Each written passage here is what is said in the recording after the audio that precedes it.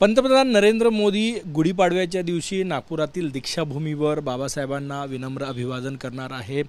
दीक्षाभूमी स्मारक समितीचे सदस्य विलास गजघाटे सर आपल्यासोबत आहे। सर, काय कार्यक्रम असणार आहे? रविवारी 30 मार्च रोजी गुढीपाडव्याच्या दिवशी पंतप्रधानांचा नागपूर दौरा आहे। त्या दौऱ्यादरम्यान ते नागपूरच्या पवित्र दीक्षाभूमीवर सकाळी 9:30 वाजता त्यांचं आगमन होईल। पंतप्रधान म्हणून दुसऱ्यांदा ते या पवित्र दीक्षाभूमीवर येत आहेत। पंतप्रधानपदी असलेले एकमेव पंतप्रधान ते आहेत की जे यापूर्वी अनेक पंतप्रधान या ठिकाणी आले आहेत, परंतु पंतप्रधान नरेंद्र मोदी हे दुसऱ्यांदा या ठिकाणी येणारे एकमेव पंतप्रधान आहेत। आल्या त्यांचं मध्यवर्ती स्तूपात आगमन होईल। त्यांचं आगमन झाल्याबरोबर आम्ही त्यांना बाबासाहेबांच्या पवित्र अस्थीजवळ ते बाबासाहेबांच्या पवित्र अस्थीला फूल अर्पित करतील आणि वंदन करून मानवंदना करून त्याला प्रदक्षिणा करून ते तथागत गौतम बुद्धाची जी मूर्ती त्या ठिकाणी प्रस्थापित आहे प्रतिमा, त्या प्रतिमेला पुष्प अर्पित करून दीप प्रज्वलित करून मेणबत्ती अगरबत्ती प्रज्वलित करतील आणि त्या ठिकाणी बुद्धवंदना ग्रहण होईल। त्यानंतर ते बुद्धवंदना ग्रहण झाल्यावर ते ध्यान साठी जर त्यांची इच्छा असेल कारण 2017 मध्ये त्यांनी त्या ठिकाणी ध्यान केले होतं आणि जर आज त्यांनी इच्छा व्यक्त केली तर ते ध्यानही करू शकतील। त्या प्रकारची व्यवस्था आम्ही त्या ठिकाणी केलेली आहे। त्यानंतर ते येणारे विजिट बुक जे आहे त्या विजिट बुकवर मागच्या वर्षी जसं मागच्या वेळेस त्यांनी जो रिमार्क लिहिला त्याच प्रकारचा रिमार्कसुद्धा ते यावेळेस लिहितील आणि त्यानंतर त्यांना दीक्षाभूमी स्मारक समितीने त्यांना शाल, श्रीफळ, बुद्ध आणि धम्म आणि सोनेरी कलरचा मुलामा असलेली दीक्षाभूमीची प्रतिकृती आम्ही त्यांना भेट देणार आहोत। किती वेळ ते साधारणतः दीक्षाभूमी परिसरात असणार आहे आणि स्मारक समितीतर्फे कोण कोण असणार आहे? दीक्षाभूमी परिसरात ते 15 ते 20 मिनिटाचा त्यांचा नियोजित कार्यक्रम दिलेला आहे। 5-10 मिनिटं जास्त होऊ शकतात।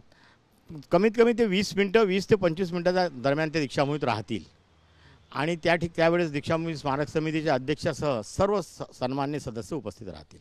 एक 2 विचारधारा नागपुरात राष्ट्रीय स्वयंसेवक संघाच्या स्मृती भवन इथे सुद्धा ते जाणार आहे आणि भारतरत्न बाबासाहेब आंबेडकरांनी ज्या ठिकाणी दीक्षा घेतली 14 ऑक्टोबर 1956 रोजी त्या दीक्षाभूमीवर सुद्धा ते येत आहे। निश्चितपणे या ठिकाणी 2 भूमी आहेत। दोन्ही भूमीचे विचार वेगवेगळे जरी असले तरी हा नागपूर पुरोगामी असं शहर आहे। इथं सर्व जाती धर्म पंथाचे लोक गुण्यागोविंदाने आजपर्यंत राहत आले आणि राहतील आणि इथेच खरं भारताची एकता अखंडता आपल्याला दिसते।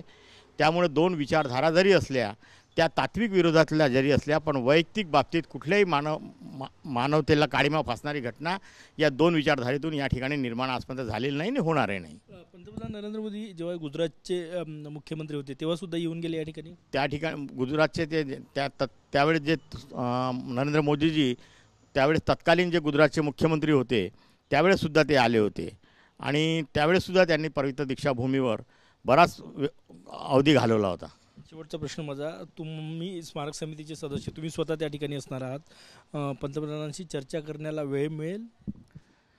या चर्चा करणार नाही पण त्यांना दीक्षाभूमीची आम्ही माहिती देऊ आणि जमिनीबाबत त्यांच्या कानावर एकदा घालू। कारण 2017 मध्ये त्यांना वर प्रदर्शन करताना त्याच्या तत्कालीन मुख्यमंत्री आताचे मुख्यमंत्री देवेंद्रजी फडणवीस, मी आणि नितीन गडकरी साहेब सोबत होतो प्रधानमंत्रीजी सोबत।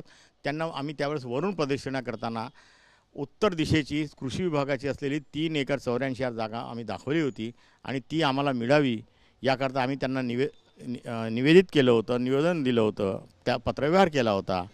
त्याबद्दल त्यांनी सकारात्मक प्रतिसाद दिला। त्याची पुन्हा आम्ही आठवण करून देऊ आणि ते आम्हाला याच्यात सकारात्मक निर्णय घेतील अशी अपेक्षा आहे। खूप खूप धन्यवाद। कॅमेरामॅन सचिन सयामसह गजानन उमाटे, TV9 मराठी, नागपूर।